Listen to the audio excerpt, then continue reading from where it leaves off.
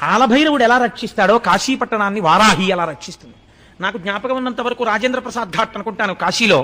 రాజేంద్ర ప్రసాద్ ఘాట్లో స్నానం చేసి మీరు పక్కనే ఉన్న ఇరుకు సందులోంచి వెడితే వారాహి దేవాలయం ఉంటుంది.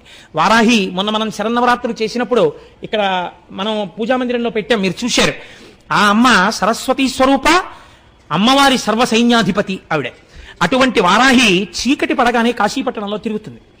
తెల్లవారేటప్పటికి చీకటితో ఉండగానే వారాహి దేవాలయంలోకి వెళ్ళిపోతుంది. కాశీపట్టణంలో ఉన్నటువంటి వారాహి మూర్తి అంతెత్తునుంటుంది. అక్కడ పూజ చేసేటటువంటి అర్చకులు కూడా బిక్కుమంటూ పెడతారు గుళ్ళోకి తెల్లవారుజాము 4 గంటలకి వెళ్ళి. అసలు అమ్మవారిని ఇలా ఎదురుకుండా నిలబడి పూర్ణంగా పైనుంచి కిందకి చాలా మంది చూడలేరు, అసలు అలా ఉంటుంది వారాహి. కనుక ఏం చేస్తారంటే అర్చకులు లోపలికి వెళ్ళి తెల్లవారే లోపలే గబగబా పూజ చేసి నైవేద్యం పెట్టేస్తారు, ఎందుకంటే ఆవిడ పడుకుంటుంది పగటి